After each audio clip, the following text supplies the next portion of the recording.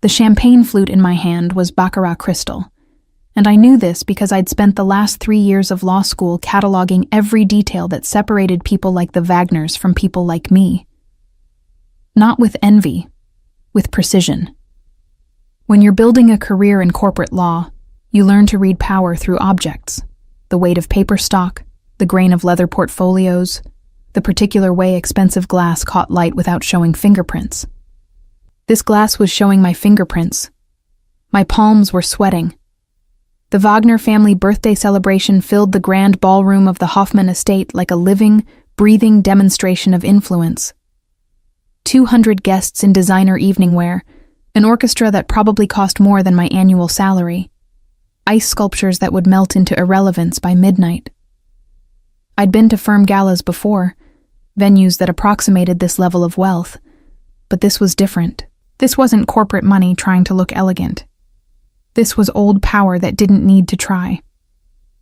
I smoothed the burgundy silk of my dress, a strategic purchase, expensive enough to belong but modest enough not to draw attention.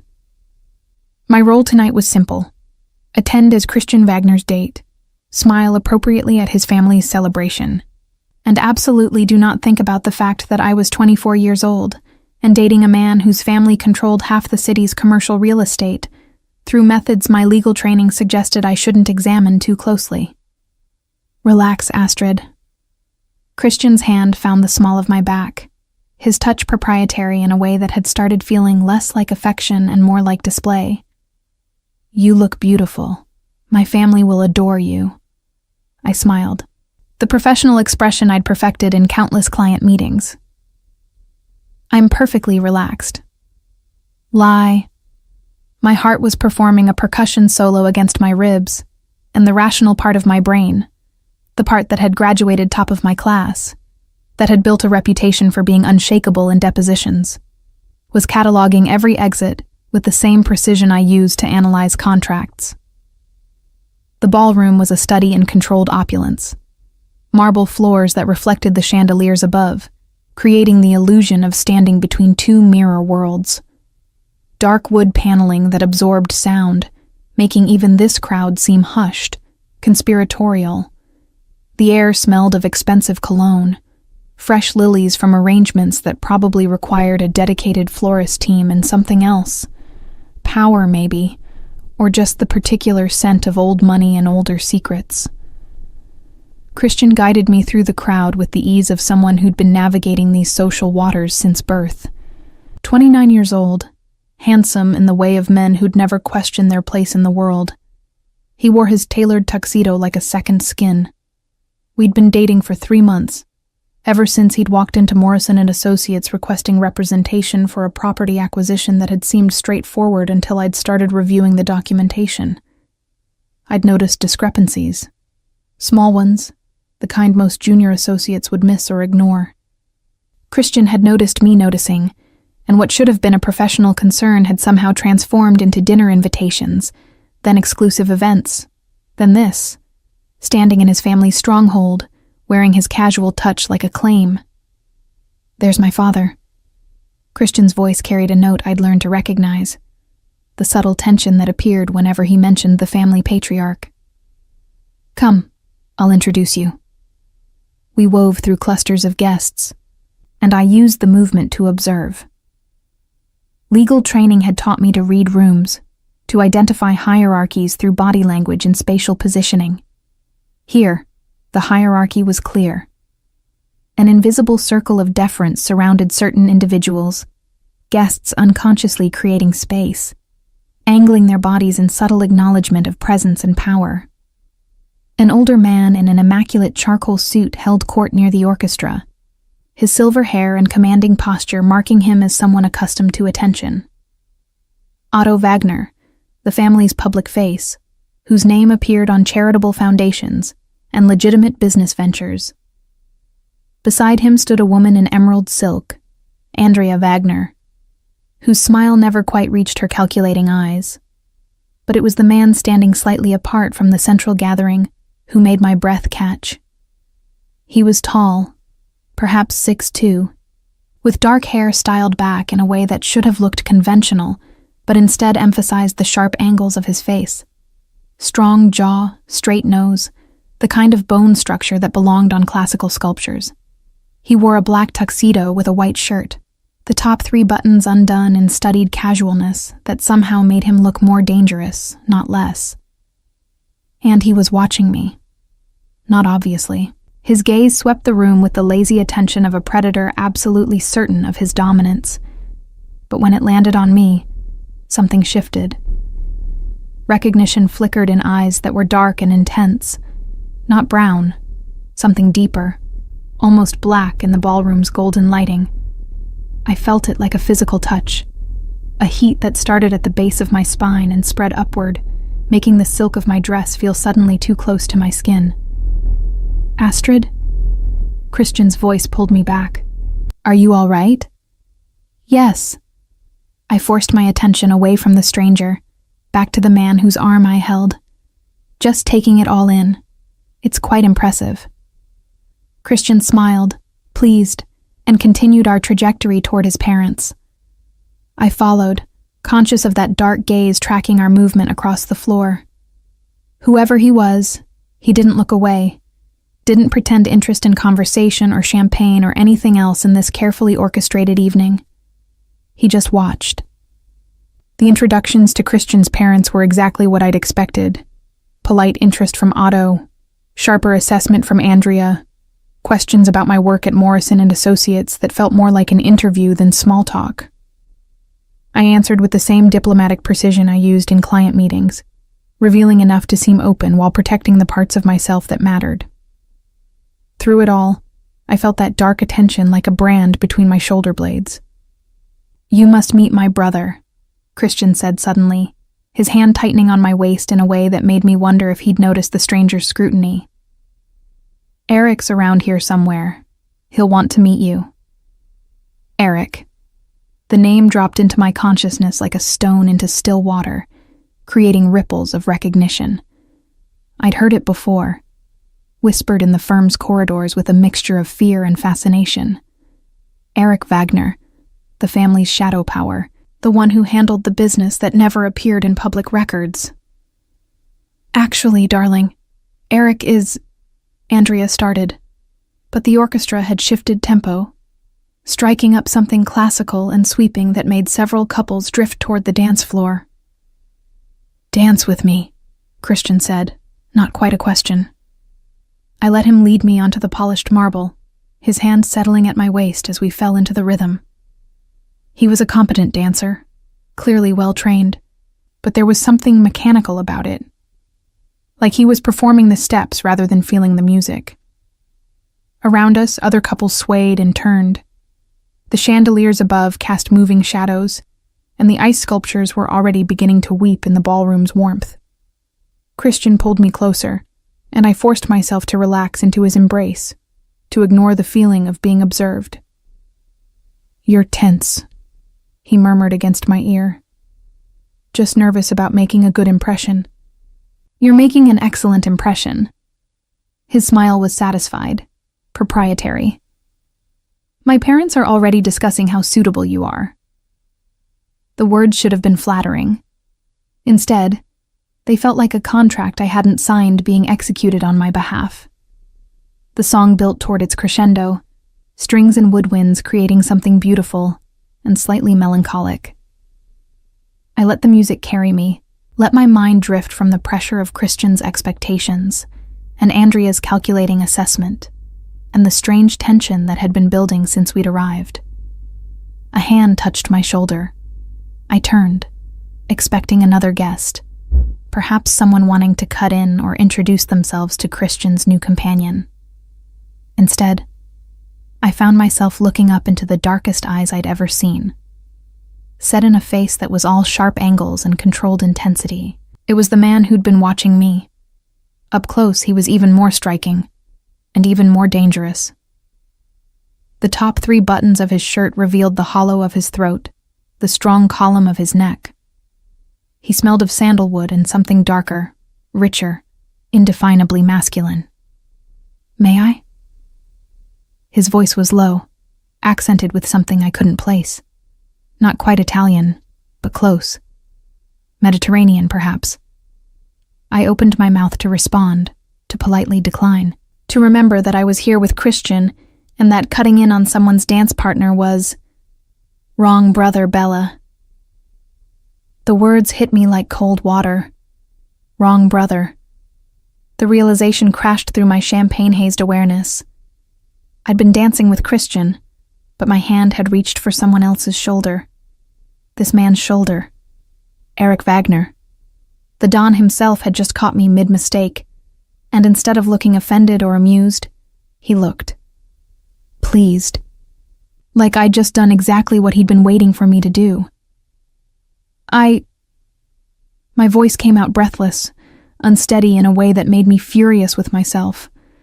I was Astrid Klein, top of my class, unshakable in depositions, and here I was stammering like a teenager at her first dance. Astrid is my date, brother. Christian's voice carried an edge I'd never heard before. Not quite anger, something sharper, territorial. So I see. Eric's gaze never left my face. But your date appears to have excellent instincts. She reached for the right brother. The arrogance in that statement should have offended me. Should have made me step back, apologize for the confusion, return to Christian's safe, predictable embrace. Instead, something in me, some part I didn't recognize, didn't want to acknowledge, responded to the challenge in Eric's dark eyes. I made a mistake, I said, proud that my voice came out level despite my racing heart. The lighting in here creates shadows. I apologize for the confusion. Do you? His mouth curved into something that wasn't quite a smile. Apologize, that is. You don't look particularly sorry, Astrid Klein. He knew my name. Of course he knew my name. Eric Wagner probably knew everything about everyone in this ballroom, had files and dossiers and assessments that went far deeper than my resume at Morrison & Associates. I should return to my date. I took a deliberate step back, creating distance between myself and the magnetic pull of this man who'd appeared in my space like inevitability made flesh. Yes, you should. But he didn't move, didn't release me from the weight of his attention. Though I suspect you'll find yourself making the same mistake again. Some things are simply inevitable, Bella. The endearment should have annoyed me. Instead, it sent heat curling low in my stomach, a response I absolutely refused to examine. Christian's hand found my elbow, pulling me back into his orbit with more force than necessary. If you'll excuse us, Eric. Of course. Eric stepped aside with fluid grace, but his eyes tracked me as Christian led me away from the dance floor, away from the man who just turned a simple evening into something infinitely more complicated. We didn't speak until we'd reached the terrace doors. Christian pushed them open, and cool October air rushed in, cutting through the ballroom's stuffy warmth. I breathed deeply, trying to clear my head of sandalwood and dark eyes, and the feeling that I'd just stood at the edge of something dangerous. That was my brother, Eric, Christian said unnecessarily. His jaw was tight, his usual easy charm replaced by something harder. The family's troubleshooter. I gathered. I leaned against the stone balustrade, looking out over the estate's manicured gardens.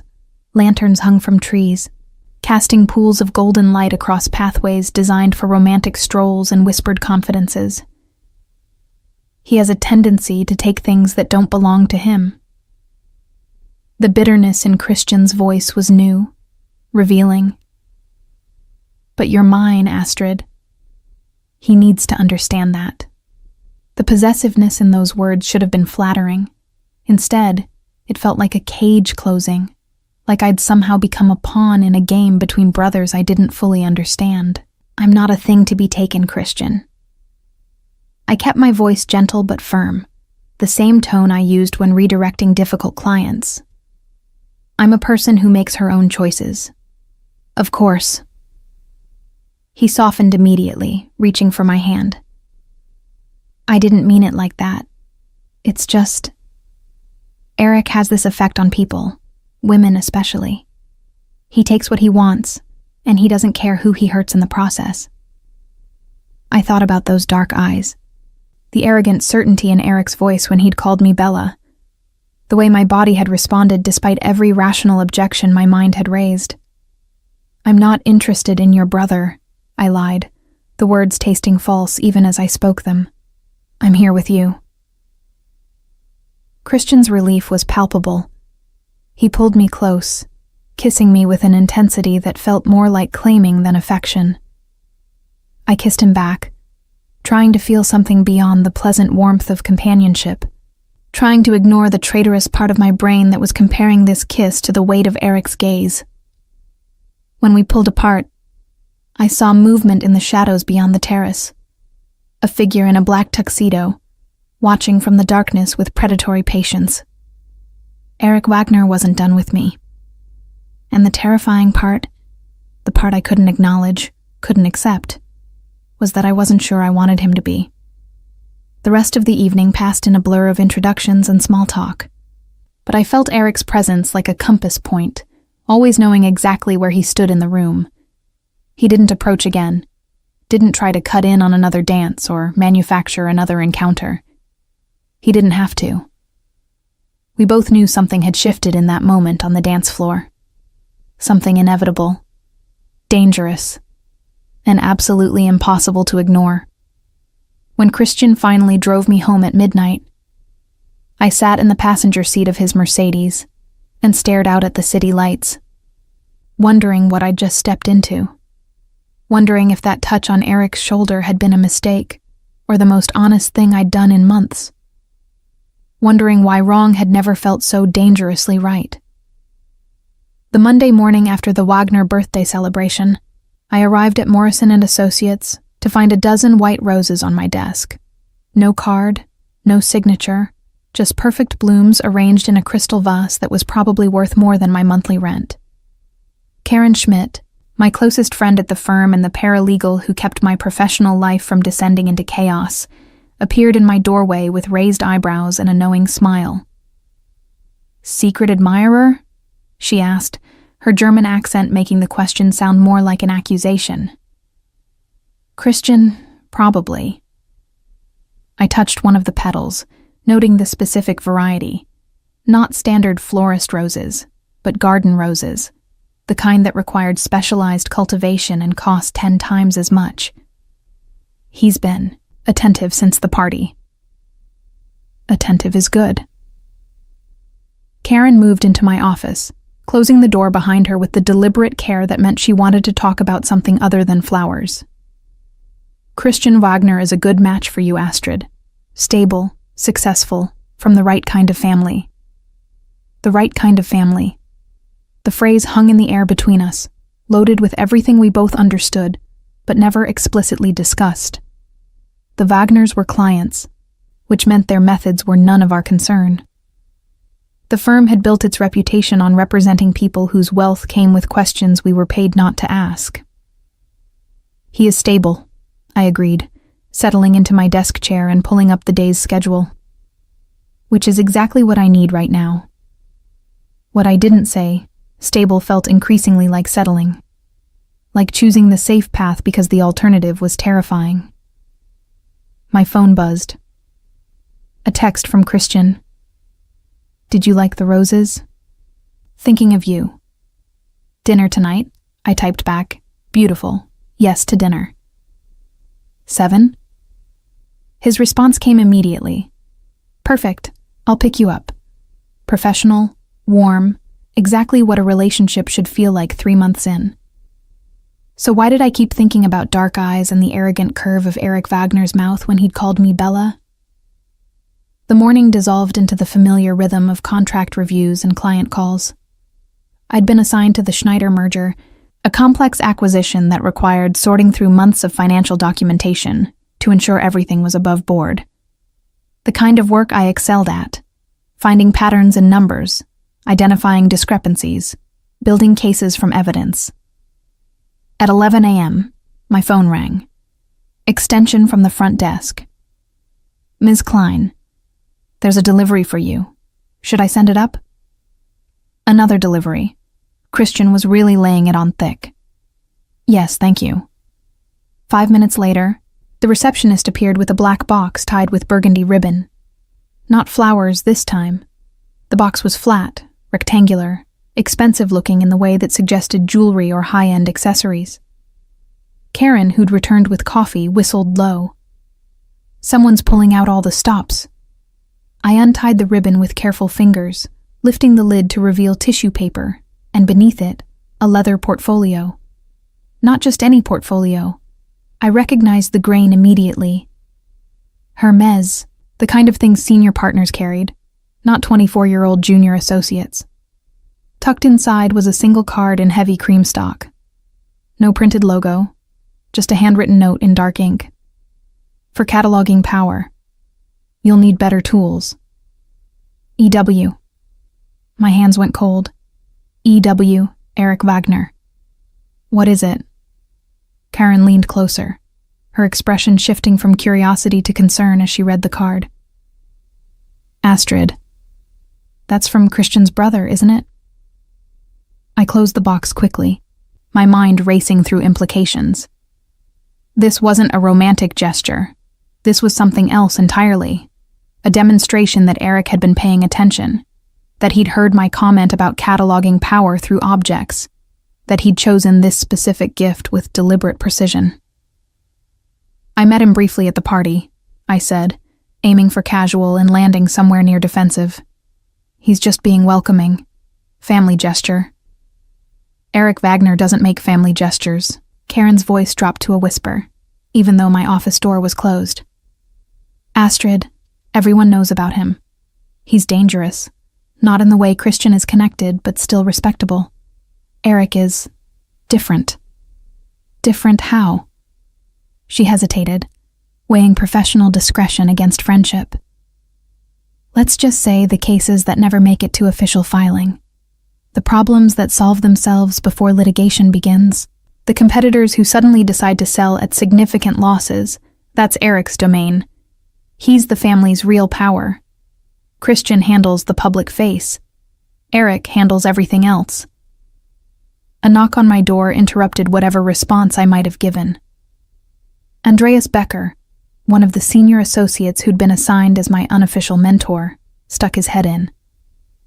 Astrid, got a minute?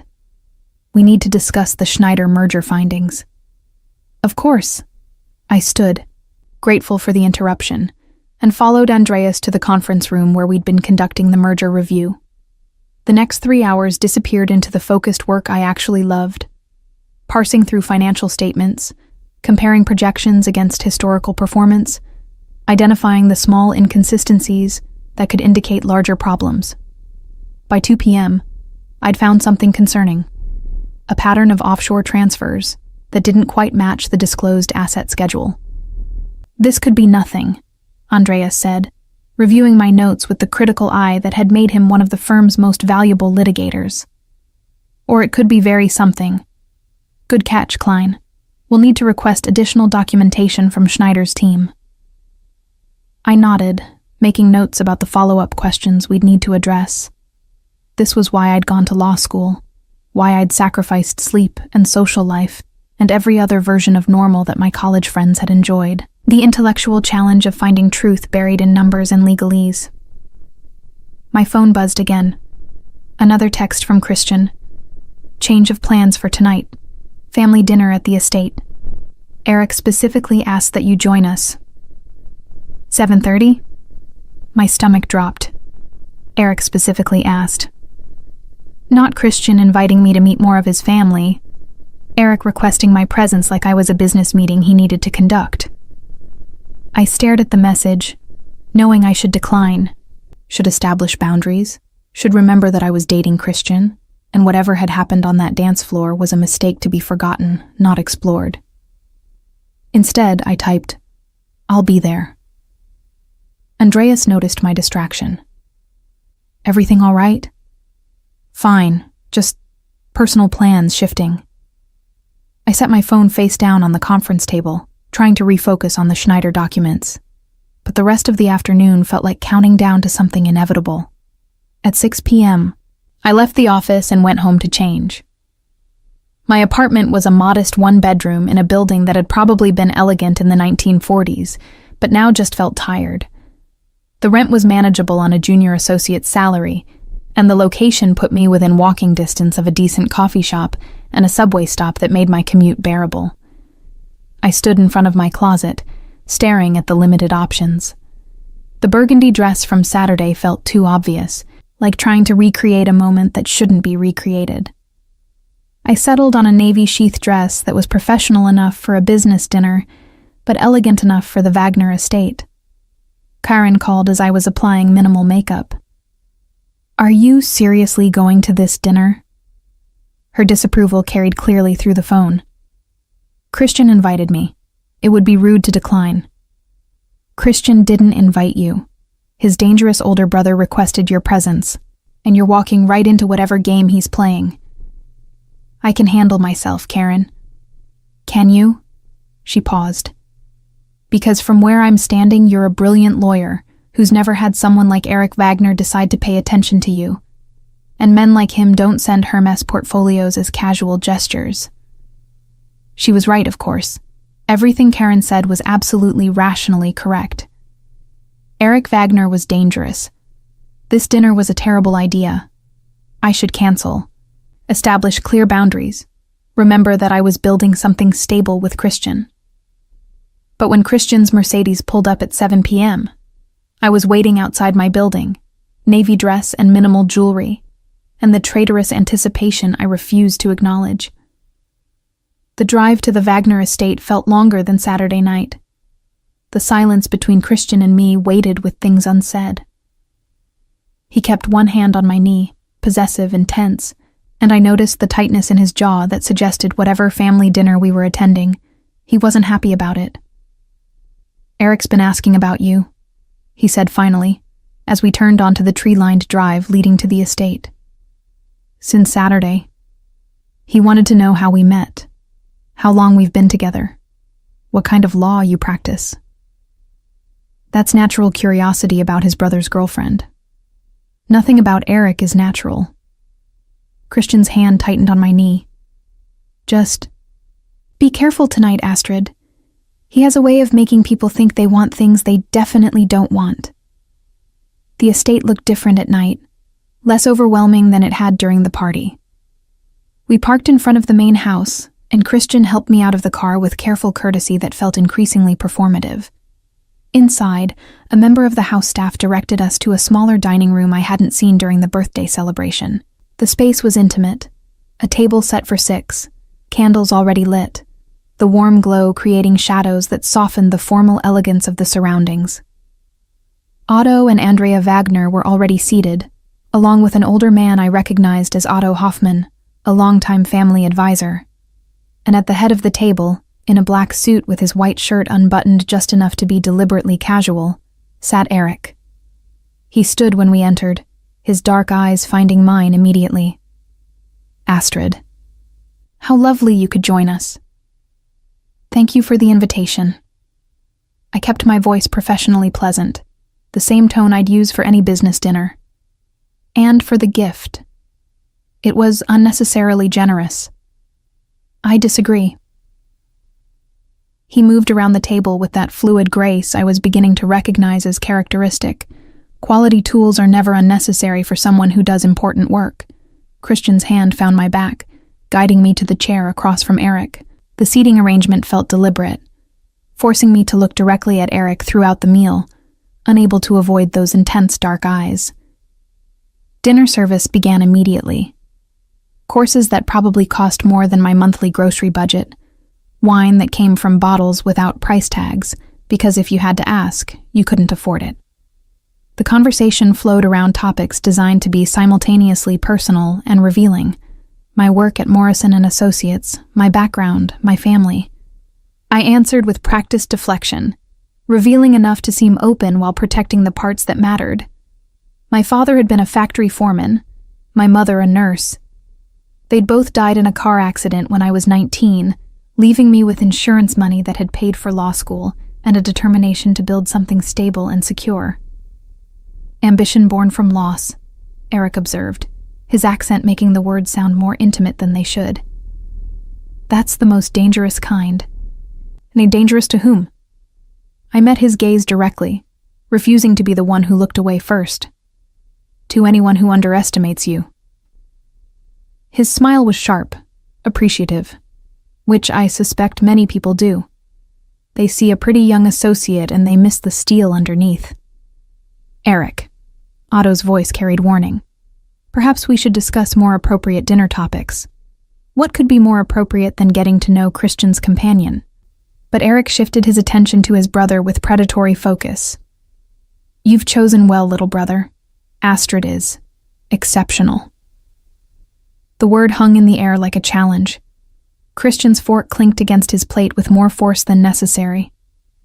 I'm glad you approve, he said tightly, since Astrid and I are building something serious. Are you? Eric's gaze returned to me. Building something serious? The question wasn't meant for Christian. It was meant for me, and everyone at the table knew it. Christian and I have been seeing each other for 3 months, I said carefully. We're taking things at a reasonable pace. Reasonable. Eric tasted the word like wine. How terribly sensible. And tell me, Astrid, do you always do the reasonable thing? Or do you sometimes surprise yourself? Heat flooded my cheeks, and I hated my body for responding to what was clearly calculated provocation. I find that reasonable choices tend to lead to better long-term outcomes. Safer outcomes, certainly. He leaned back in his chair, and I noticed Andrea watching the exchange with sharp interest. But not necessarily better. Sometimes the unreasonable choice is the one that changes everything. Otto cleared his throat loudly. Eric, enough. This is a family dinner, not a philosophy seminar. You're right, of course. Eric raised his wineglass in a mock toast. To family, and to the choices we make that bind us to people who either elevate us or diminish us. Christian's hand found mine under the table, squeezing hard enough to be uncomfortable. I squeezed back, offering reassurance I didn't entirely feel. The rest of dinner passed in stilted conversation, everyone carefully avoiding the tension that Eric had deliberately created. By the time dessert arrived, something elaborate involving chocolate and gold leaf, I was counting minutes until I could politely excuse myself. But Eric wasn't finished. Astrid, would you walk with me in the garden before you leave? He stood, extending a hand like it was the most natural request in the world. There's something I'd like to discuss regarding your work at Morrison & Associates. That's not necessary, Christian said quickly. Whatever business you have, you can... I'd like to speak with Astrid directly. Eric's voice went flat, the easy charm disappearing to reveal something harder underneath. Unless you're suggesting she's incapable of having a professional conversation without your supervision? It was a trap, beautifully constructed. If Christian objected, he looked controlling. If I refused, I looked weak. And Eric knew it, standing there with patient certainty that I would make the choice he'd already predicted. A brief walk would be fine, I said, rising before Christian could protest further. 10 minutes. Eric's smile was victory wrapped in courtesy. 10 minutes. I promised to return her intact, brother. The garden was cold, October air cutting through my dress as we walked down a gravel path lined with late-season roses. Eric had grabbed a wool coat from somewhere. His, I assumed from the way it settled perfectly across his broad shoulders, and draped it over mine without asking, the gesture both chivalrous and possessive. You wanted to discuss my work? I asked, proud of how level my voice sounded despite my racing heart. No. He stopped walking, turning to face me in the dim light from the distant house. I wanted to see if you'd come when I asked, if you'd choose truth over performance. Truth? That what happened Saturday wasn't a mistake. He moved closer, not touching, but near enough that I could smell sandalwood and feel the heat radiating from him despite the cold. You reached for me because some part of you recognized what your rational mind doesn't want to acknowledge. Which is? My voice came out breathless, betraying me. That you're with the wrong brother. His hand came up, not quite touching my face, but close enough that I felt the phantom warmth of his palm against my cheek. Christian is safe. Reasonable. The smart choice for a woman building a careful career. But he'll never see you, Astrid. Not really. He'll see a suitable companion who looks good at family dinners and doesn't ask inconvenient questions. And you see what, exactly? Someone who counts exits in every room, who catalogs power through leather portfolios and champagne glasses, who spent 3 years building armor so effective that she almost believes she's safe inside it. His dark eyes held mine. I see a woman who's terrified of wanting something unreasonable, something dangerous, something that might actually match the steel underneath all that professional composure. I should have stepped back, should have told him he was wrong, that he knew nothing about me, that his arrogance was matched only by his audacity in pursuing his brother's girlfriend. Instead, I stood frozen, my body responding to the challenge in his voice with heat that pooled low in my stomach. This is inappropriate, I managed. Yes.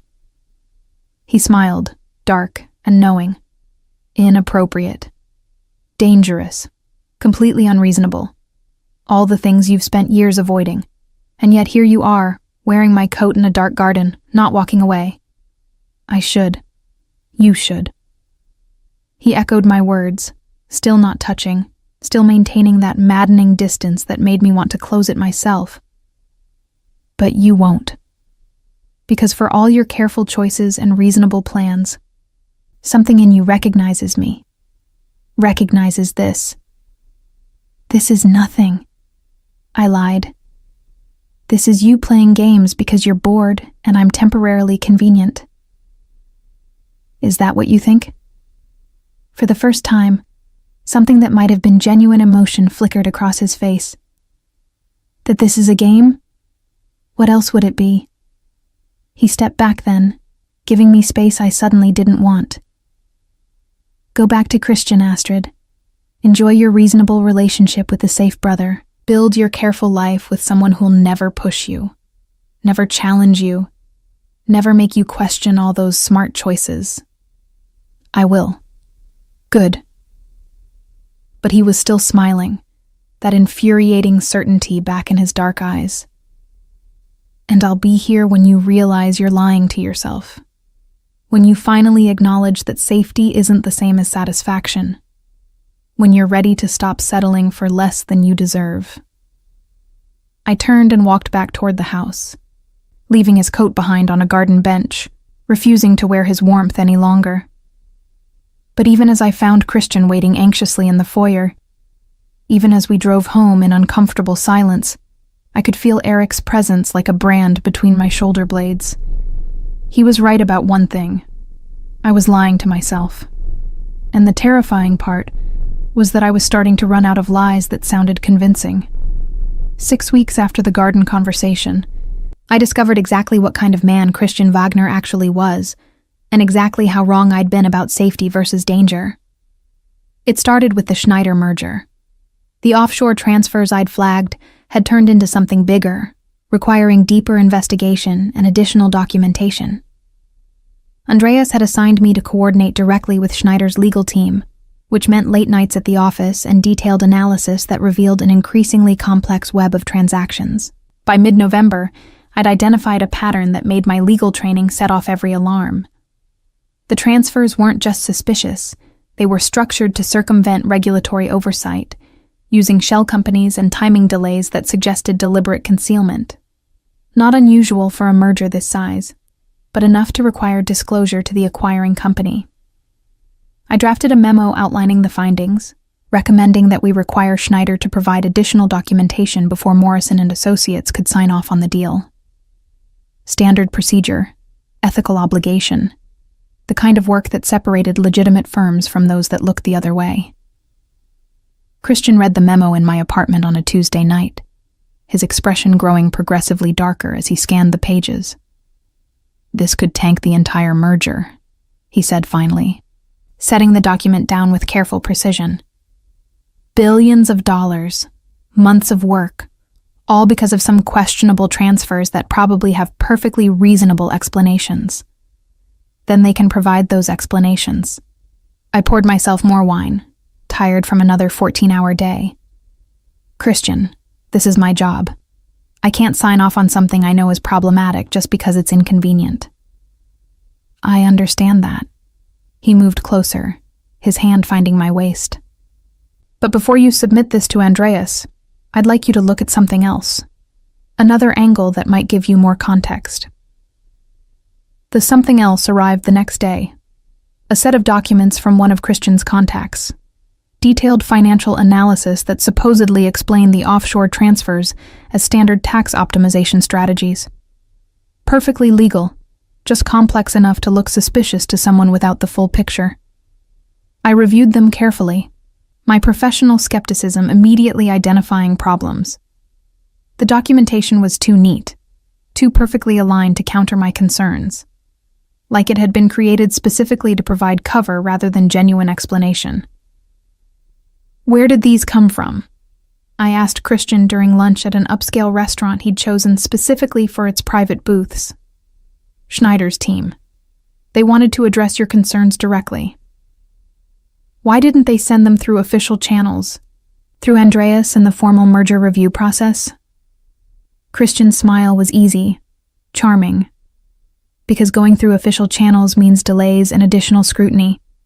They're trying to expedite the process, Astrid. Help you see that your initial concerns were overblown.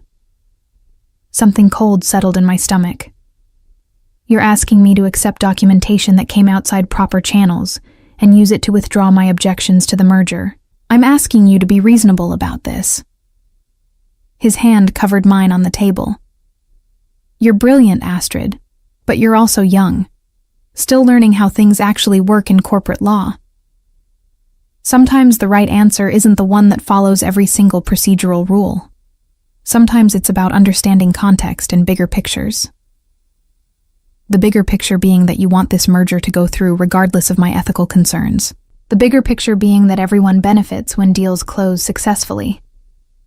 His thumb traced circles on my palm, a gesture that had once felt affectionate and now felt like manipulation. Including you. Morrison and Associates doesn't forget associates who help close major deals. That kind of success builds careers. I pulled my hand back, my mind racing through implications I'd been deliberately avoiding for months. How long have you known about the Schneider transfers? What? The offshore transactions, the pattern I flagged. How long have you known they were structured to avoid disclosure? Christian's expression shifted, the easy charm evaporating. Astrid, I don't know what you're... Yes, you do. The pieces were falling into place with sickening clarity. The acquisition that brought you to Morrison and Associates in the first place, the property deal I reviewed, that had similar patterns. I flagged them, and they mysteriously resolved before I could dig deeper. You made sure they resolved because you were already planning to use me as cover for deals that needed legal legitimacy without actual scrutiny. That's paranoid. Is it? I stood, needing distance from him in this booth and the sudden understanding that I'd been played for months.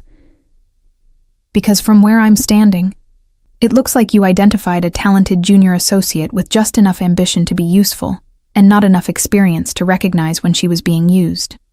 Sit down, Astrid. His voice went hard. You're making a scene. I'm leaving. I grabbed my coat, but Christian caught my wrist. If you submit that memo, you're making a mistake. Not a warning. A threat, barely disguised. Morrison and Associates has very specific ideas about associates who create unnecessary complications for valuable clients. You could damage your entire career over ethical concerns that more experienced lawyers know how to navigate. I yanked my wrist free, fury replacing the cold shock. Let me be absolutely clear. I will submit my findings because that's my job. If Schneider's transfers are legitimate, they can prove it through proper channels. If they're not, then this merger deserves to fail. And if Morrison and Associates has a problem with me doing my job ethically, then I don't want to work there anyway. Christian's eyes went cold, all pretense of affection vanishing. You're making an enemy of the wrong family, Astrid. Then I'll take my chances. I walked out of the restaurant, shaking with adrenaline and fury, and the bitter understanding that Christian had never seen me as a partner or even a genuine romantic interest. I'd been a useful tool, nothing more. The memo went to Andreas that afternoon. By the next morning, the Schneider team had withdrawn their merger application entirely, citing unexpected complications that made the timing no longer viable. The deal collapsed, and with it, months of billable hours and partner bonuses that Morrison and Associates had been counting on. I expected consequences. Got them immediately. Friday afternoon, Andreas called me into his office with the careful expression of someone delivering bad news he agreed with but couldn't prevent. The partners have reviewed the Schneider situation, he said. Technically, you did everything correctly. Your analysis was thorough, your concerns were legitimate, and your ethical obligations were clear. But you also cost the firm millions in expected revenue and damaged our relationship with a valuable client family. He handed me a formal letter. The partners have decided it's best if we part ways. Effective immediately. You'll receive 3-month severance and excellent references for your work on other matters. Fired. For doing my job ethically. For refusing to be complicit in the kind of legal maneuvering that helped powerful people hide questionable transactions. I cleaned out my desk in numb silence, Karen hovering anxiously as I packed my few personal items into the same box I'd used when I moved in 18 months ago. "This is wrong," she said, her voice shaking with anger. "You did the right thing, Astrid. The partners are protecting their interests." I taped the box closed. Which is exactly what I'd expect. Christian Wagner carries more value than a junior associate with inconvenient ethics. What will you do? I honestly didn't know. My carefully constructed career path had just collapsed, and the relationship I'd invested 3 months in had been revealed as manipulation from the start. I was 24 years old, unemployed, and apparently naive enough to mistake calculated charm for genuine interest. "Figure it out," I said with more confidence than I felt. I always do. But that night, alone in my apartment with job search websites open and my savings account looking distressingly finite, I let myself acknowledge the full scope of how thoroughly I'd been played. Christian had identified exactly what I wanted. Stability, career advancement, a relationship that looked like success. And he'd used those desires to make me complicit in ethical compromises I would have rejected from anyone else. My phone buzzed. A text from an unknown number. "I heard about Morrison and Associates. Come to the address below tomorrow at 10 a.m. E.W. Eric." Of course Eric would know I'd been fired before I'd even told my closest friends. Of course he'd have my personal number despite me never giving it to him. Of course he'd reach out now, when I was vulnerable and angry and questioning every choice I'd made. I should delete the message, should block the number, should remember that Eric Wagner was dangerous in ways that made Christian's manipulation look like amateur hour. Instead, I stared at the address he'd sent. A building in the financial district I recognized as housing several high-end law firms, and felt something shift inside me. Christian had wanted me compliant and useful, had valued me only for what I could do to make his deals easier. But Eric had called me exceptional, had recognized the steel underneath, had challenged rather than diminished me. Maybe it was time to stop making safe choices. Maybe it was time to see what unreasonable looked like. At 9:45 the next morning, I stood outside the building Eric had specified, wearing my best interview suit and carrying a professional bag that contained copies of my resume, writing samples, and the stubborn determination that had gotten me through law school on scholarship and insurance money. The building's lobby was all marble and modern art, the kind of space that announced serious money without needing to explicitly state it. I checked the directory.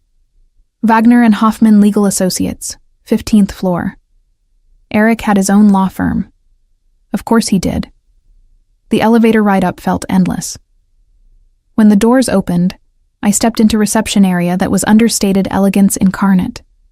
Dark wood, leather furniture, windows overlooking the city. A receptionist who looked like she could double as a model smiled professionally. Astrid Klein for Eric Wagner, I said, proud of how steady my voice sounded. He's expecting you. This way. She led me down a corridor lined with what appeared to be original artwork, past several closed office doors, to a corner suite with Eric's name on a discreet brass plate. She knocked once, then opened the door. Eric stood by floor-to-ceiling windows, backlit by morning sun that made his white dress shirt, unbuttoned exactly 3 buttons as always, seemed to glow. He turned when I entered, and something in his expression made my breath catch. Not triumph, not the smugness I'd expected from a man who'd correctly predicted I'd come. Something softer, almost like relief. Astrid.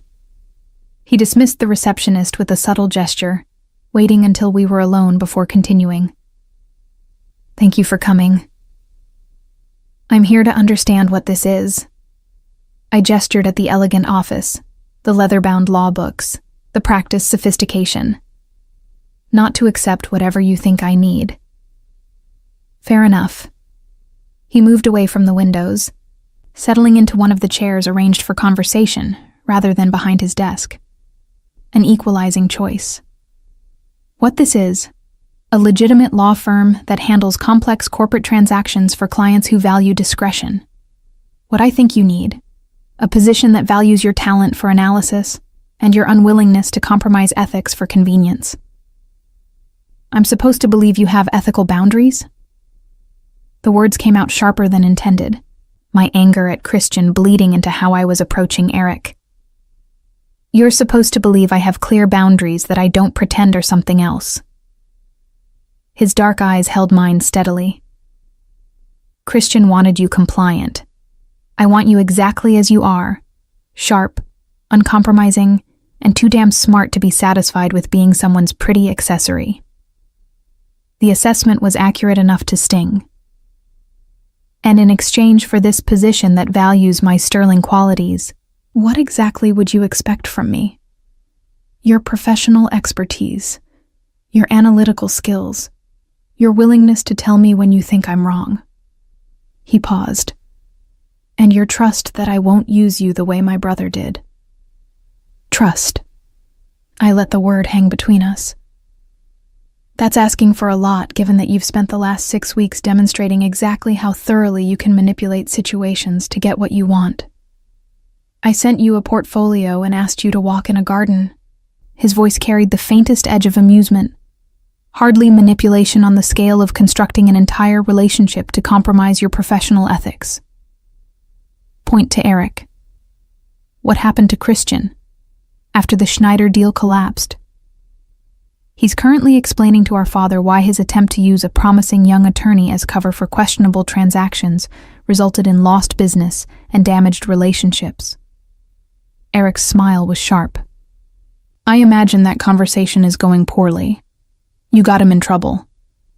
I simply ensured that accurate information about his methods reached the appropriate ears. What our father chooses to do with that information is entirely his decision. Justice through family politics. I should have found it distasteful. Instead, I felt a dark satisfaction that Christian was facing consequences for treating me as expendable. The position, I said, forcing myself to focus on practical considerations. What would it actually entail? Corporate transactions for clients who need creative but legal solutions to complex problems. Contract review and negotiation. Occasional litigation support when deals go wrong. He leaned forward slightly. No offshore shell games, no regulatory circumvention, no asking you to look the other way. Just sophisticated legal work that requires someone smart enough to find legitimate paths through complicated situations. And if I find something I consider unethical, then you tell me, and we address it. I don't need an attorney who rubber stamps everything, Astrid. I need someone whose judgment I can trust, even and especially when that judgment contradicts what I want to hear. The offer was almost exactly what I'd wanted when I'd started at Morrison & Associates. Challenging work, real responsibility, a position that valued competence over compliance. Except this time, it came from a man I was attracted to in ways that made Christian's calculated charm look like pale imitation. "I can't work for you," I said finally. "Not like this. Not with whatever this tension is between us unresolved." "Then let's resolve it." Eric stood, moving to his desk and pulling out a document.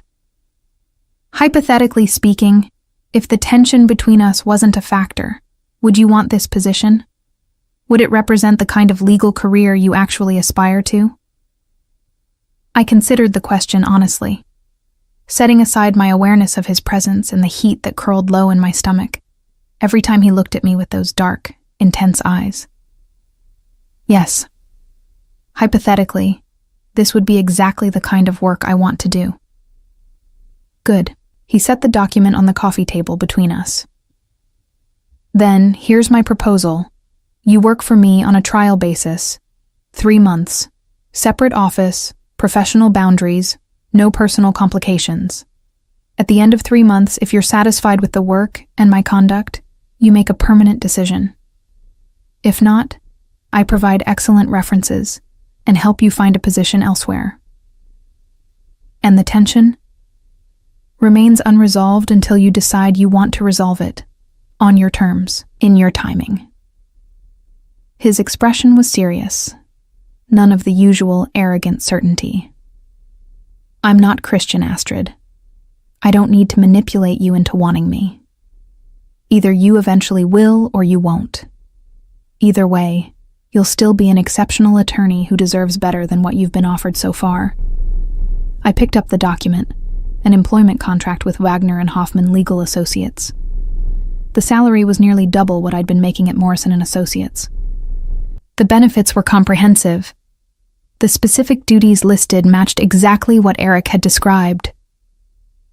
3 months, I said slowly. Professional boundaries. And if at any point I feel uncomfortable with anything, work-related or otherwise, I can walk away with no consequences. You have my word. A dangerous man's word.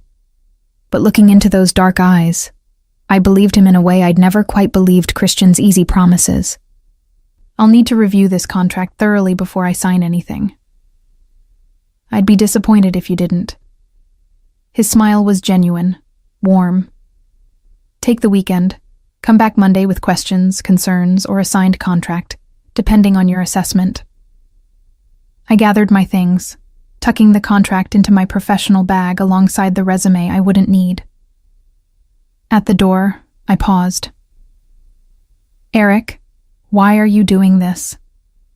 And don't tell me it's just because I'm exceptionally talented. You could hire any number of exceptionally talented attorneys who don't come with complications." True. He stood by the windows again, silhouetted against the city skyline. But none of them make me want to be better than I am. None of them challenge me with every conversation. And none of them touched my shoulder on a dance floor and changed everything I thought I wanted. The honesty in those words undid something in my chest. I was reaching for Christian. No. His dark eyes held mine across the office. "You were reaching for me. You just didn't know it yet." I left before I could respond, before I could acknowledge how right he was. 3 days later, I signed the contract and started my new position at Wagner and Hoffman Legal Associates. Professional boundaries firmly in place. Attraction acknowledged but unacted upon. Working for a man who saw my steel and valued it rather than trying to disguise it as something softer and more manageable. It should have been simple. It should have stayed professional. But 6 months of working side by side with Eric Wagner taught me exactly how impossible it was to keep wanting something unreasonable from transforming into needing something essential. And when Christian's jealous retaliation finally came, it was Eric I trusted to protect me. Even knowing that protection would come with a price I was no longer sure I wanted to avoid paying. 6 months into working at Wagner and Hoffman Legal Associates, I'd learned several important things about Eric Wagner. He was brilliant in ways that made contract negotiation feel like chess played at expert level. He demanded excellence, but provided the resources and support to achieve it. He never asked me to compromise my ethics, and the few times I'd flagged concerns, he'd listened and adjusted course. And he wanted me with an intensity that made our professional boundaries feel increasingly like a flimsy barrier against inevitable collapse. May brought unseasonable heat to the city. I'd been handling a complex acquisition for one of our international clients, working late most evenings to coordinate across time zones.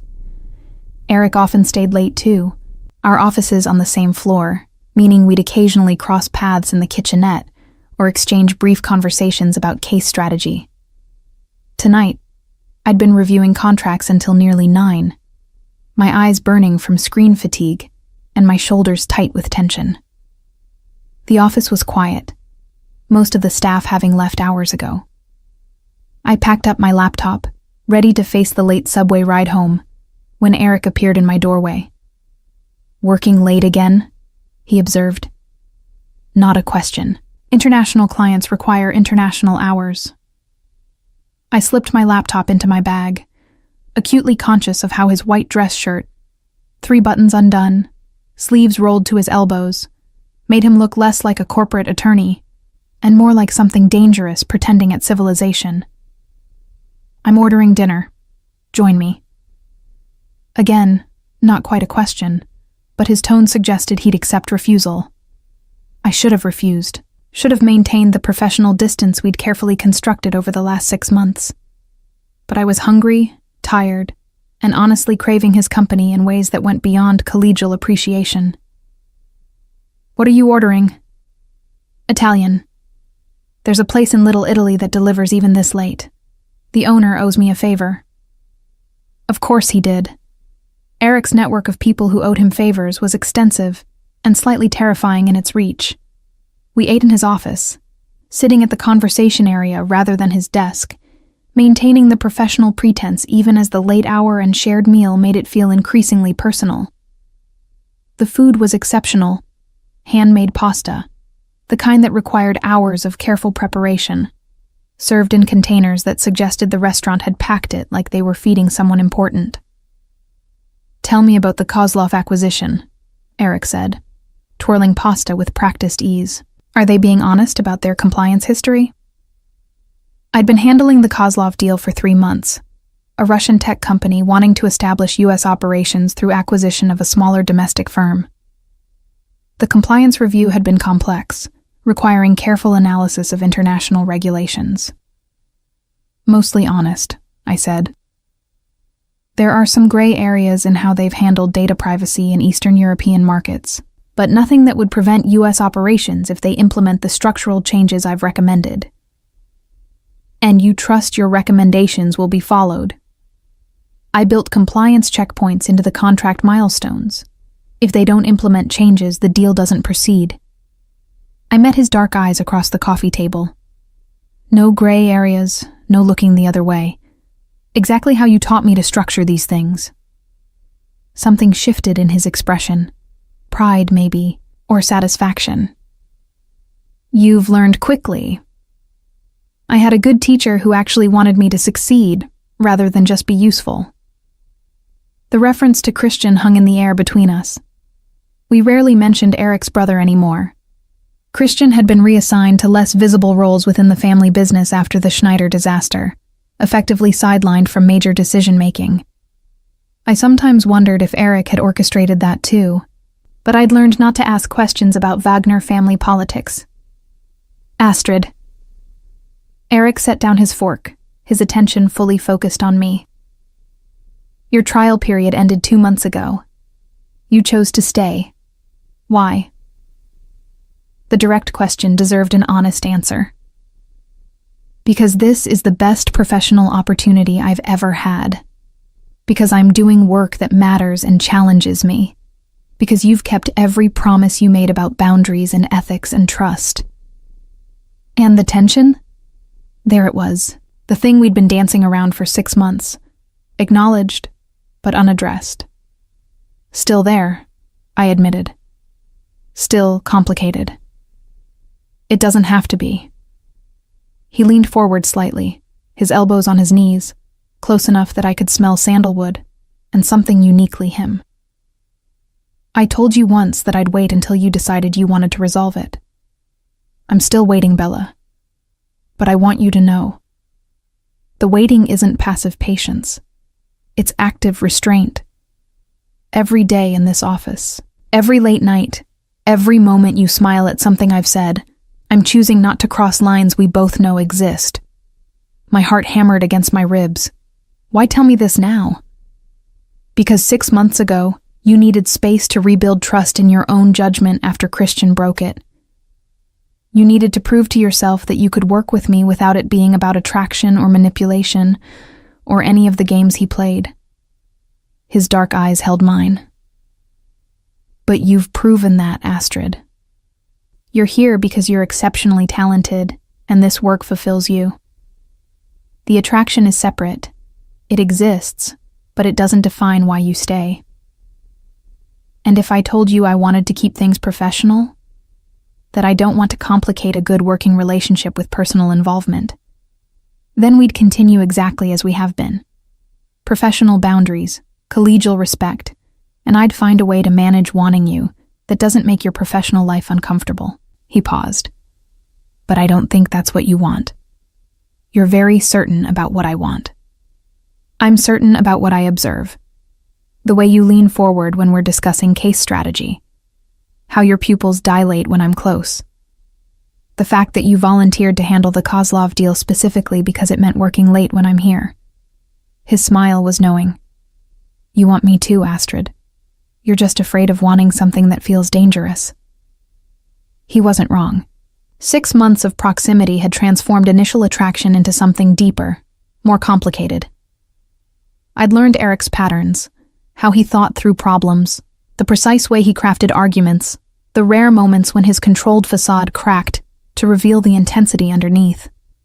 And I'd stopped pretending I didn't want to know what that intensity would feel like, directed entirely at me. It would be dangerous, I said quietly. You're dangerous, Eric, in ways that make Christian's manipulation look like child's play. Yes, no denial, no softening. I'm dangerous because I play for keeps, because I don't do things halfway, because when I decide I want something, I'm relentless about achieving it. But I'm also honest about who I am. I won't pretend to be safe or reasonable or any of the things you thought you wanted before you realized those things weren't actually satisfying. And what happens when you decide you don't want me anymore? When the conquest is complete and the novelty wears off?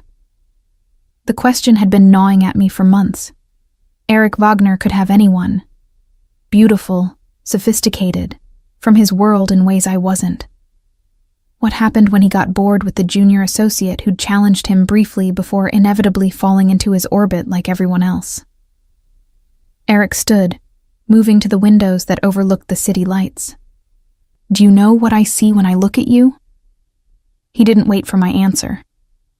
Someone who rebuilt her entire career after being betrayed, who took a risk on working for me when conventional wisdom said that was insane, who calls me on my bullshit in contract negotiations and refuses to back down when I push back, who's brilliant enough to run intellectual circles around most attorneys twice her age, but humble enough to keep learning. He turned to face me. That's not novelty, Astrid. That's partnership. The kind that doesn't wear off because it's built on mutual respect rather than just attraction. Yes, I want you physically. Have since the moment you touched my shoulder thinking I was Christian. But I also want your mind, your ethics, your sharp observations about power structures. I want the whole complicated, exceptional package. I stood too, needing to be on equal footing for this conversation. If we do this, if I stop fighting this attraction, everything changes. Our professional relationship, our power dynamic, the way people see us working together. Yes. I could lose credibility I've been rebuilding. People might think I slept my way into this position. They might. Until they work with you, and realize you're here because you're exceptional at what you do." He moved closer, still not touching. "But I won't lie and say there won't be complications. My world is complicated, Astrid. My family's business has aspects you've carefully avoided examining too closely. Dating me means accepting that you'll see things that challenge your neat categories of legal and illegal. Are you asking me to compromise my ethics again?" "No." His voice was firm. "I'm asking you to trust that I won't put you in situations that require you to compromise. You'll see the gray areas of what I do, yes, but I'll never ask you to be complicit in anything that crosses your lines. You've proven those lines are non-negotiable. I respect that." The honesty was both reassuring and terrifying. Eric was offering me exactly what I'd claimed to want since that first night at the Wagner birthday celebration. Recognition of my competence, respect for my ethics, a partnership that didn't require me to diminish myself. The fact that it also came with heat and intensity, and the promise of something that would absolutely be dangerous was just part of the package. "I don't know how to do this," I admitted. "I don't know how to be with someone like you without losing myself." "Then we figure it out together." He finally closed the distance, his hand coming up to cup my face with devastating gentleness. "I'm not asking for capitulation, Bella. I'm asking for partnership. You keep your steel, your ethics, your brilliant mind. I get to be the person who appreciates all of it, instead of trying to soften it into something more manageable." His thumb traced my cheekbone, and I felt myself leaning into the touch, despite every rational objection. This was Eric Wagner, dangerous and powerful and absolutely not safe. This was my boss, complicating an already complex professional relationship. This was everything I should be running from. But his dark eyes held mine with an intensity that made my breath catch, and I realized something fundamental. I was tired of running, tired of choosing safe over satisfying, tired of pretending I didn't want exactly this. Him, complicated and dangerous and honest about all of it. "One condition," I said, my voice steadier than I felt. "Name it." "If this doesn't work, if the personal relationship fails, I keep my position here. You don't make me leave. Don't make staying unbearable. I've rebuilt my career once. I won't do it again because we couldn't navigate a breakup professionally." "Agreed." No hesitation. "Though I should warn you, I don't plan on this failing. When I decide I want something long-term, I'm very good at making it work." Arrogant. Confident. His smile was dark and knowing. "There's a difference." I rose on my toes, closing the final inches between us, and kissed him. Not tentatively, not questioning, but with the same decisiveness I brought to every other important choice. If I was going to do this, I was going to commit fully. Eric responded immediately, his hand sliding into my hair as he deepened the kiss with an intensity that made my knees weak. This wasn't the practiced charm Christian had offered. This was raw and demanding and absolutely mutual. Two people who'd been circling each other for months, finally allowing the attraction to become action. When we broke apart, both breathing hard, Eric rested his forehead against mine. "Dinner tomorrow night," he said, voice rough. "Somewhere that's not this office. A real date, Astrid. Let me do this properly." "Properly?" I couldn't help but laugh. "We've been working together for 6 months. I think we're past properly." "Humor me. I want to take you somewhere beautiful, buy you dinner that costs too much, and pretend this started conventionally instead of with you mistaking me for my brother at a family party." The reference to that night, to the beginning of all this complication, made something warm settle in my chest. "Fine, but I'm picking the restaurant. I have standards about overpriced food." "Of course you do." He kissed me again, softer this time. "That's exactly why this is going to work, Bella. You won't let me get away with anything." He was right. Whatever this relationship became, it wouldn't be me diminishing myself to fit his world. It would be me staying exactly as I was, sharp, ethical, uncompromising, while Eric figured out how to integrate someone like that into his complicated life. It should have been impossible. But as we finished our dinner and talked late into the night about everything except work, I started believing that maybe impossible was just another word for challenges we hadn't solved yet.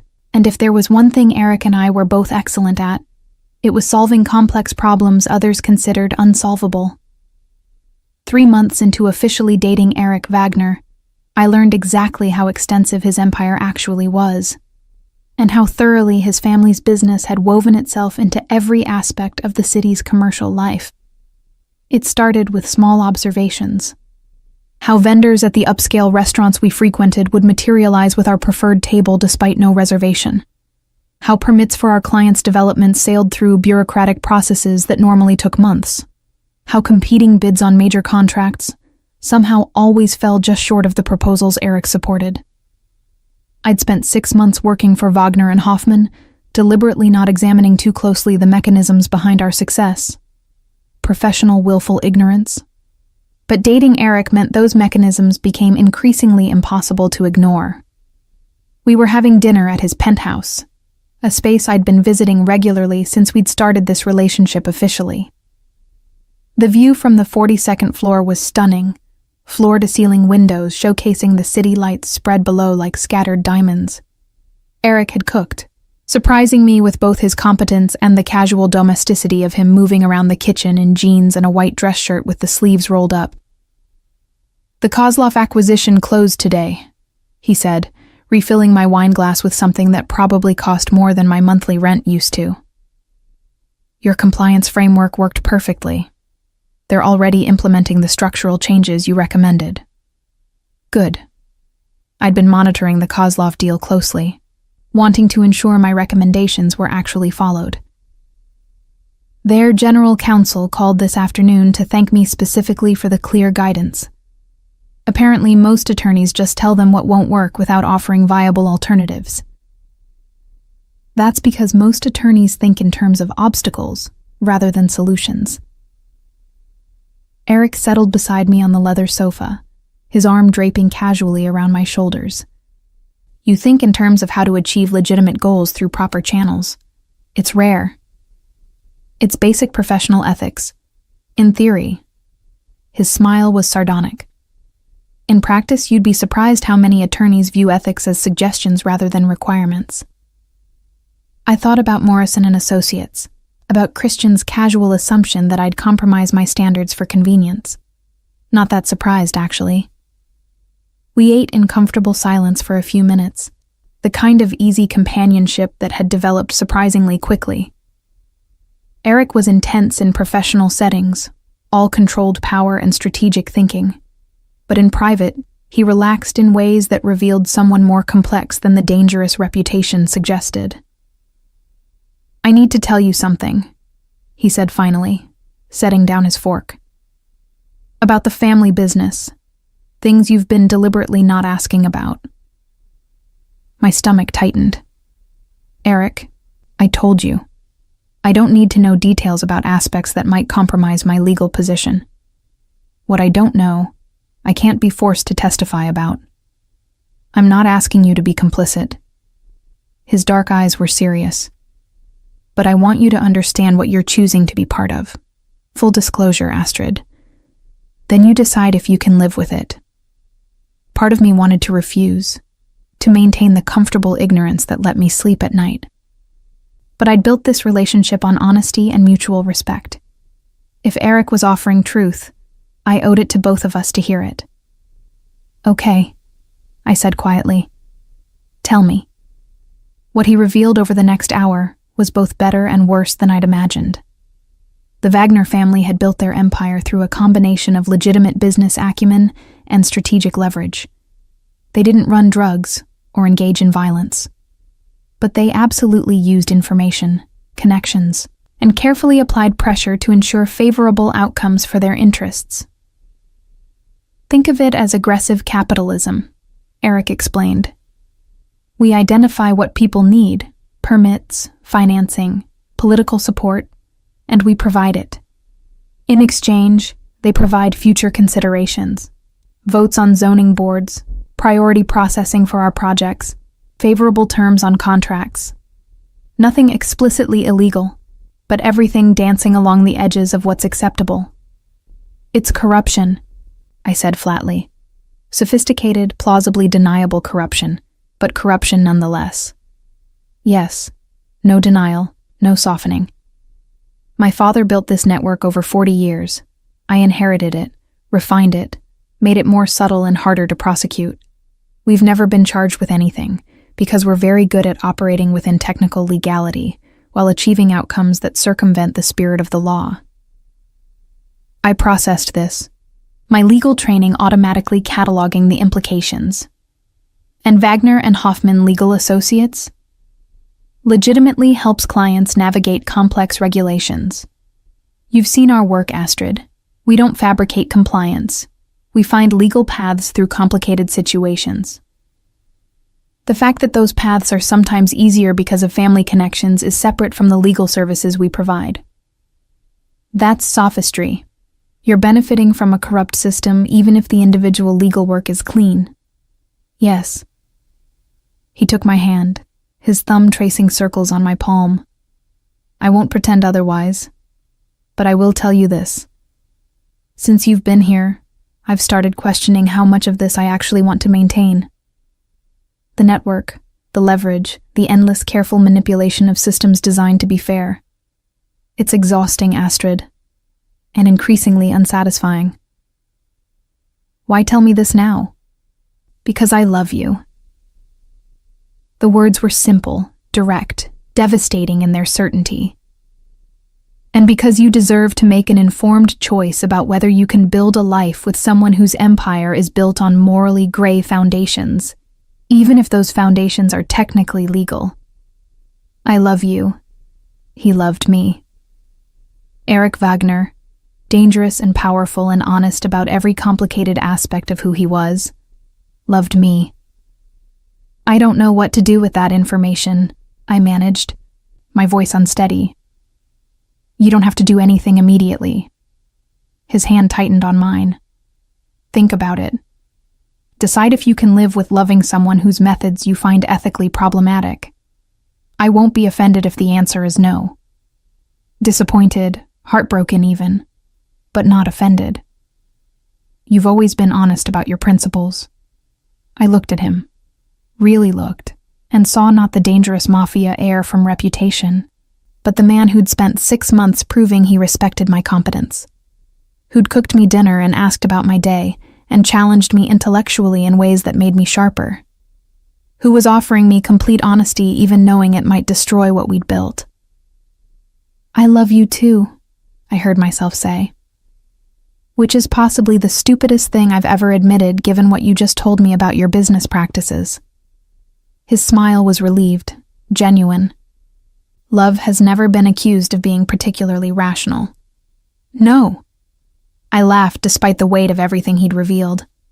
But I need to think about the rest. About whether I can be with someone whose empire I find ethically problematic, even if I love the person at the center of that empire. Fair enough. He pulled me closer, and I let myself rest against his chest, listening to his heartbeat. Take whatever time you need. I'm not going anywhere.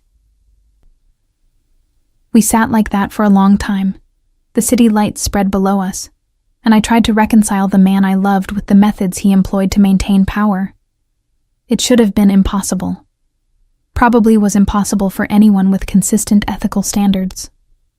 But I'd also learned over the last 9 months that moral absolutism was a luxury afforded to people who didn't live in complicated realities. Eric's world was complicated, and maybe, I could be the person who helped make it less corrupt over time rather than just condemning it from outside. The decision crystallized over the next few weeks. I'd continue working at Wagner and Hoffman, continue building my career doing legitimate legal work, continue loving Eric while actively working to reduce the empire's dependence on corrupt leverage. It was compromise, yes, but it was strategic compromise with clear ethical boundaries and long-term goals, the kind of moral complexity I'd been avoiding my entire professional life. Turned out loving Eric Wagner meant accepting that sometimes the right answer wasn't pure or simple. Sometimes it was messy and complicated, and required constantly reassessing where lines should be drawn. But it also meant partnership with someone who saw my steel and valued it, who challenged me intellectually, who was willing to change foundational business practices because I asked him to consider different approaches. 3 months into that decision, Christian made his move. I was leaving the office late when he appeared in the parking garage, my first encounter with him since the Schneider disaster nearly a year ago. He looked thinner, harder, the easy charm replaced by something bitter. Astrid. He blocked my path to my car. We need to talk. We don't. I reached for my keys, my legal training assessing exits and options. Whatever you think you need to say, I'm not interested in hearing it. You're sleeping with my brother. Not a question. His voice carried venom I'd never heard when we were together. Destroyed my career, took my position at the firm, and now you're fucking Eric while pretending you have ethical standards. Move, Christian. I kept my voice level despite my racing heart. We're done. We've been done for a year. What I do with my personal life is no longer your concern. It became my concern when you started using family connections to advance your career, when you became part of Eric's corruption while judging me for small-time manipulation. He moved closer, and I smelled alcohol on his breath. You're a hypocrite, Astrid. At least I was honest about using you. Eric's just better at dressing it up as respect. The words stung because they contained grains of truth I'd been struggling with for months. But they were also the frustrated attacks of a man who'd lost power and was lashing out. I'm calling security, I said, pulling out my phone. Leave now or I'll have you removed. He grabbed my wrist. Not hard, but enough to stop me from dialing. This isn't over. You think Eric's protection extends forever? You think there won't be consequences for everything you've taken from me? A voice from the shadows made us both freeze. Let her go, Christian. Eric emerged from between parked cars, his presence filling the garage despite casual clothing. Now. Christian released me immediately, taking several steps back. The fear in his eyes was primal, genuine. Whatever threat Eric represented to his younger brother, it was significant enough to override alcohol and bitterness. She's poison, brother, Christian said, his voice shaking. She'll destroy you like she destroyed me. Astrid didn't destroy you. Eric's voice was flat, dangerous. You destroyed yourself by being too short-sighted to recognize her value beyond usefulness.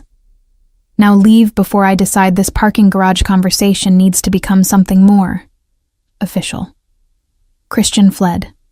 Actually fled, nearly running to his car and peeling out of the garage with enough speed to leave rubber on the concrete. I sagged against my car, adrenaline flooding my system now that the immediate threat was gone. How long were you watching? I asked.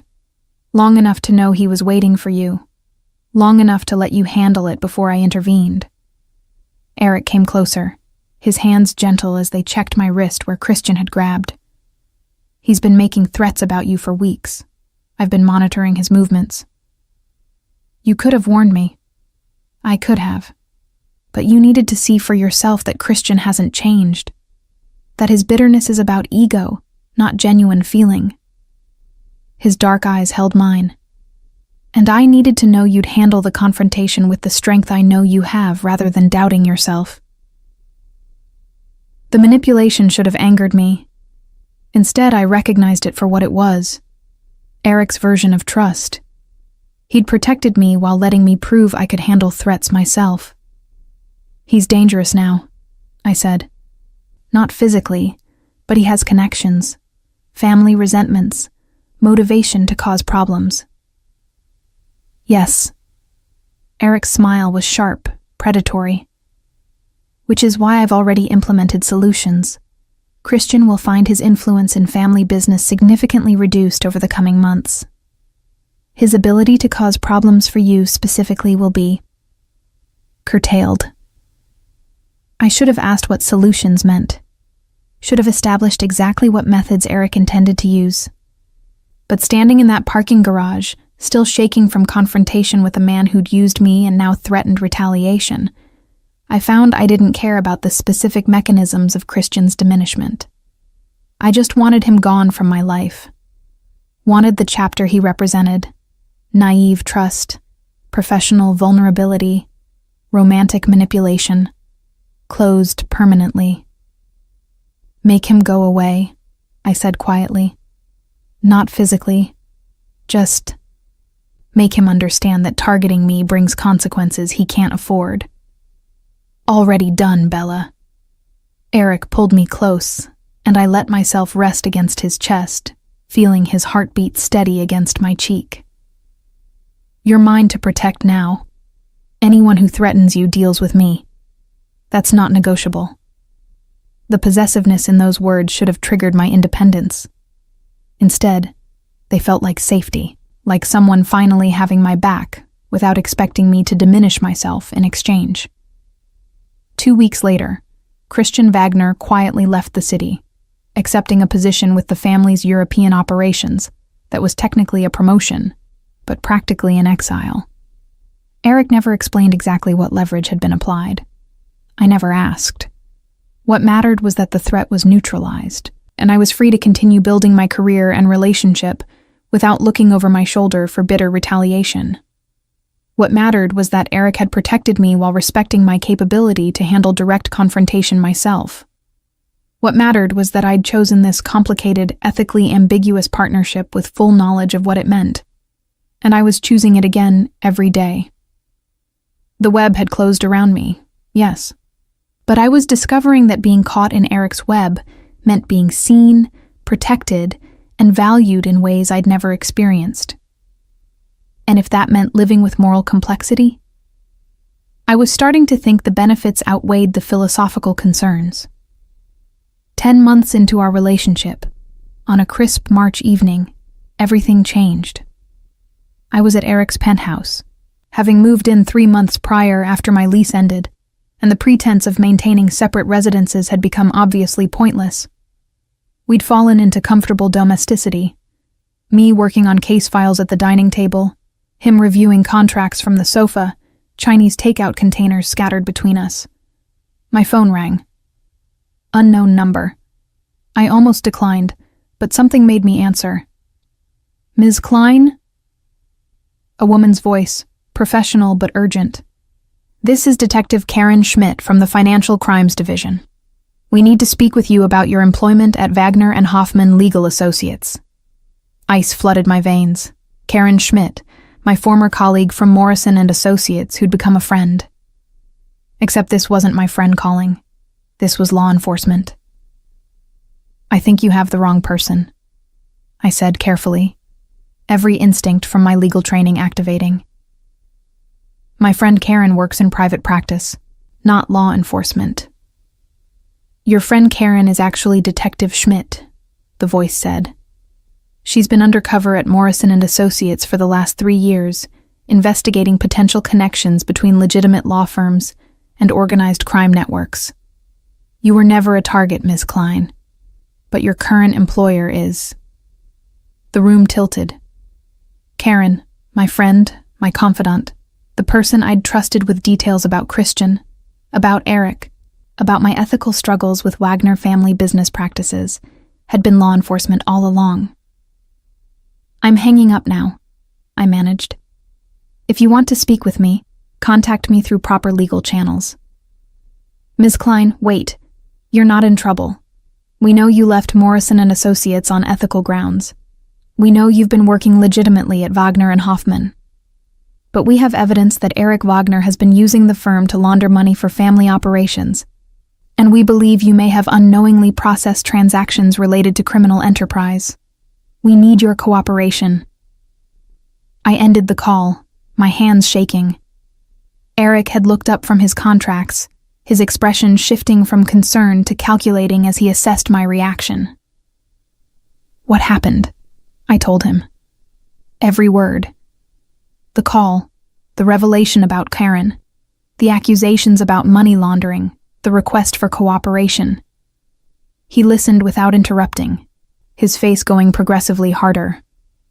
"They're fishing," he said finally, "looking for leverage to pressure you into testifying against me. The call wasn't official because they don't actually have evidence. They're hoping you'll panic and volunteer information." "Is it true?"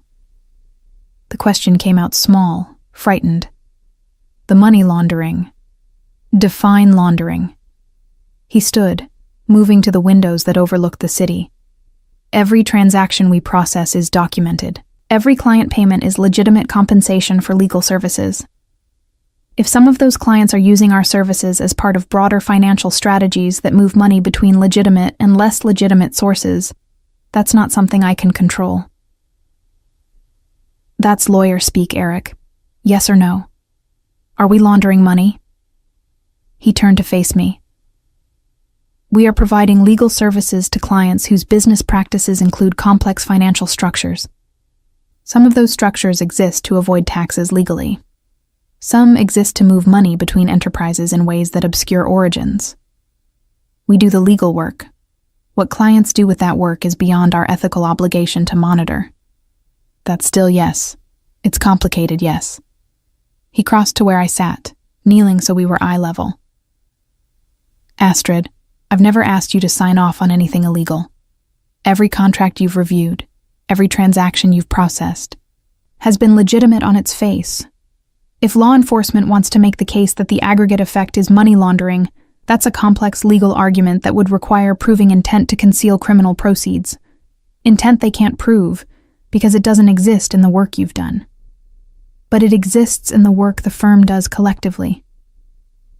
"Possibly. Probably." He took my hands. "But you're insulated from that. You do clean legal work for clients who may or may not have dirty money somewhere in their financial ecosystem. That doesn't make you complicit." I wanted to believe him, wanted to accept that I'd maintained ethical boundaries even while working in Eric's morally gray world. But the fact that law enforcement was investigating, that my friend had been undercover for years, suggested the situation was more serious than Eric was acknowledging. "I need to think," I said. "I need to figure out what this means for my career, for my legal obligations, for everything." "Of course." He stood, giving me space. "But Astrid, whatever you decide, know this. I love you. That's not contingent on your cooperation or silence or anything else. If you need to walk away from Wagner and Hoffman to protect your career, I'll help you find another position. If you need to cooperate with law enforcement to clear your name, I won't hold it against you. Your well-being comes first."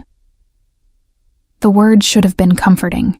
Instead, they highlighted exactly how impossible this situation was. If I cooperated with law enforcement, I'd be betraying the man I loved. If I refused to cooperate, I'd be potentially obstructing justice. There was no clean choice, no ethically pure path forward. Over the next week, I consulted with Andreas Becker, my former mentor from Morrison & Associates, who'd left the firm around the same time I'd been fired. He'd built a successful practice representing whistleblowers and employees caught in corporate misconduct. "The fact that they haven't officially contacted you yet suggests they're still building their case," he explained over coffee at a cafe far from both Wagner and Hoffman and any Wagner family properties. "They're hoping you'll voluntarily cooperate before they have enough evidence to compel testimony." "What should I do?" "Legally?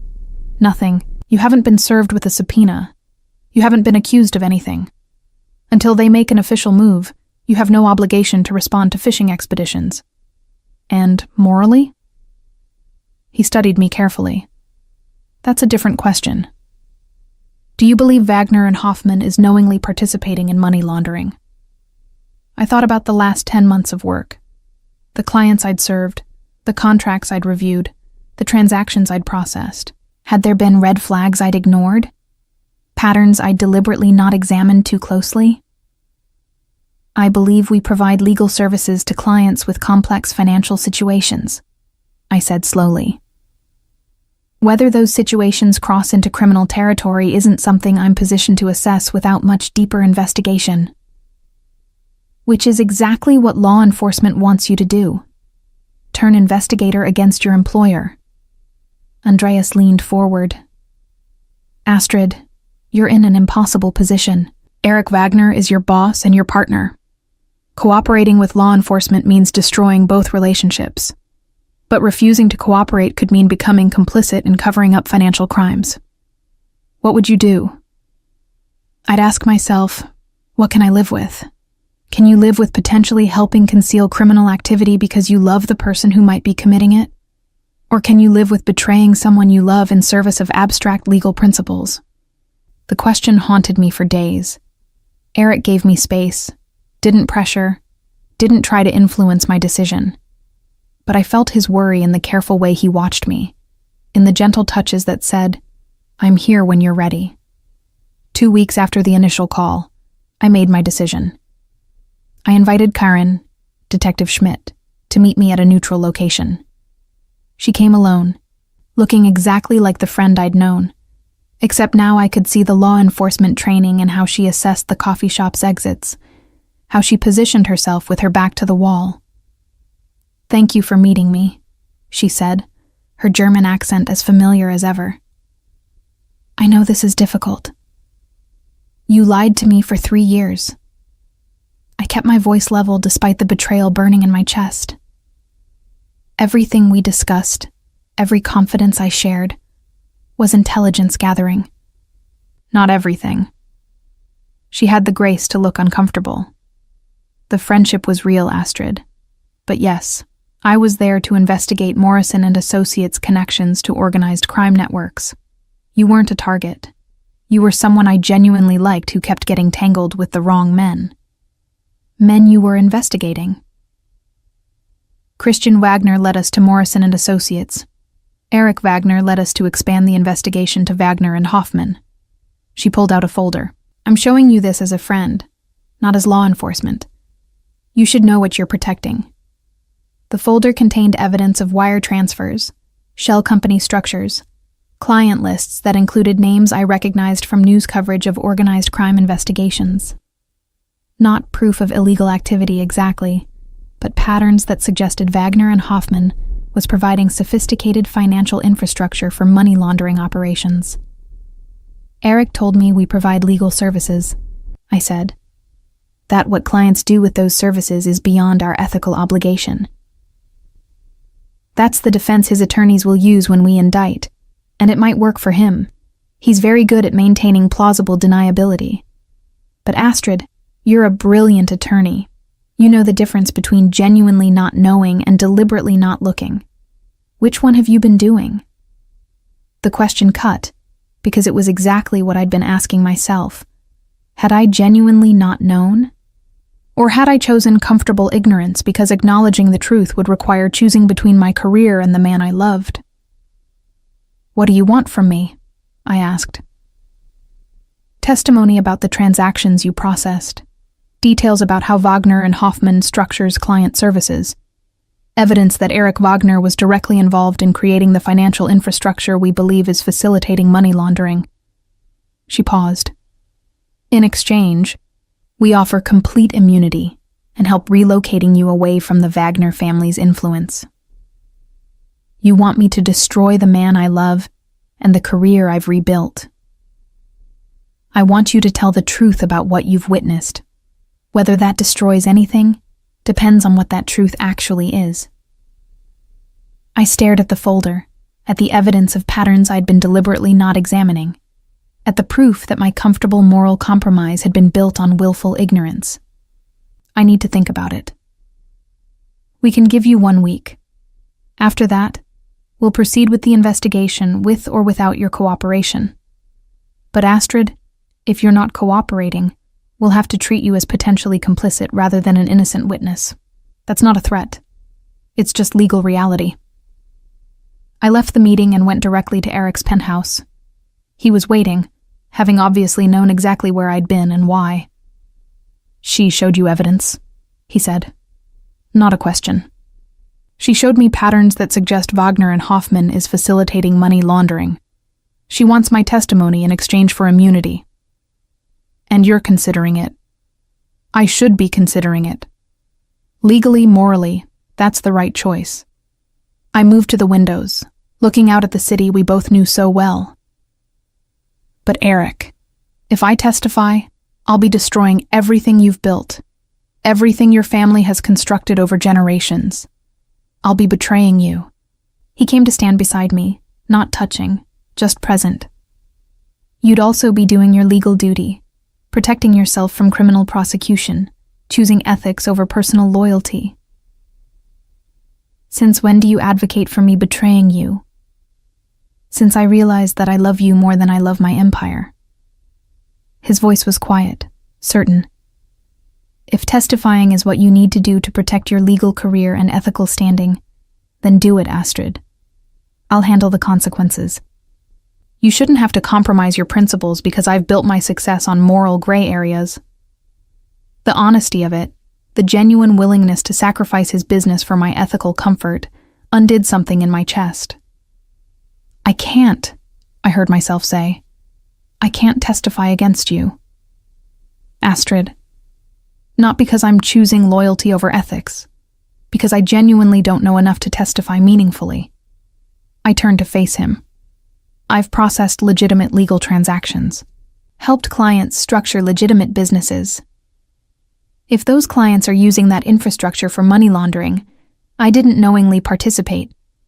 And testifying to patterns I've deliberately not examined would be speculation, not evidence. Detective Schmidt will argue that's willful blindness. Maybe it is. Probably it is. I took his hands, feeling the strength in them. But I'm choosing to believe that doing clean legal work in a potentially compromised firm doesn't make me criminally complicit. And I'm choosing to trust that you'll dismantle whatever infrastructure is actually facilitating crimes before law enforcement can prove their case. You're asking me to change my entire business model. I'm asking you to become the legitimate legal firm we've been pretending to be. To cut ties with clients who are actually laundering money. To operate with genuine ethical boundaries instead of just technical legality. I held his gaze. Can you do that? For us? For a future that isn't constantly looking over our shoulder for investigations? He was silent for a long moment, his dark eyes searching mine. It would mean losing significant revenue, alienating family connections, rebuilding the firm from scratch with different client base. Yes. It would mean proving to you that I'm willing to change fundamental business practices because you've asked me to consider different approaches. Yes. It would mean choosing you and potential future over the empire my father built. Yes. His smile was slow, genuine. Then yes, I'll do it. We'll rebuild Wagner and Hoffman as a genuinely legitimate operation.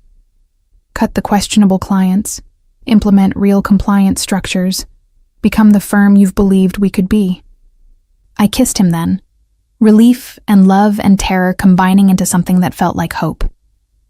Over the following months, Eric systematically dismantled the Wagner family's financial infrastructure. Not publicly, not in ways that would expose past wrongdoing, but decisively. Questionable clients were told their services were no longer available. Complex financial structures were simplified or dissolved. The firm's practices were restructured around genuine ethical compliance. It cost the family millions, created rifts between Eric and his father that would take years to repair, made enemies of associates who'd benefited from the old system. But it also created something new. A law firm that actually lived up to its stated principles. A business model that didn't require constant vigilance against investigation. A future where I could practice law without moral compromise. Detective Schmidt's investigation continued for another year, but without my testimony, and without current criminal activity to prosecute, the case gradually lost momentum. No charges were filed. The investigation quietly closed with a report suggesting past misconduct that couldn't be sufficiently proven. Eric and I married 2 years after that first dance, the one where I'd reached for the wrong brother and found the right man. Small ceremony, close friends only, no performance of family dynasty or social obligation. Just two people who'd chosen each other despite every rational objection, who'd rebuilt careers and businesses and moral frameworks to create something that worked despite being impossible. Just partnership built on honesty, even when honesty meant acknowledging uncomfortable truths. Just love that survived investigation and family rifts and the constant tension between what was legally permissible and what was morally right. 3 years later, standing in the office of Wagner and Klein Legal Associates, Eric had insisted on the name change, said the firm needed to reflect partnership, not just his family legacy. I still sometimes wondered if I'd made the right choices. If refusing to testify had been ethical compromise or principled stand. If changing Eric's business model had been genuine reform or just sophisticated cover. If loving someone dangerous had made me complicit in dangers I'd convinced myself I could manage. But then Eric would appear in my office doorway, coffee in hand, and case law to discuss. And I'd remember why impossible had always been just another word for challenges we hadn't solved yet. We were solving them. Together.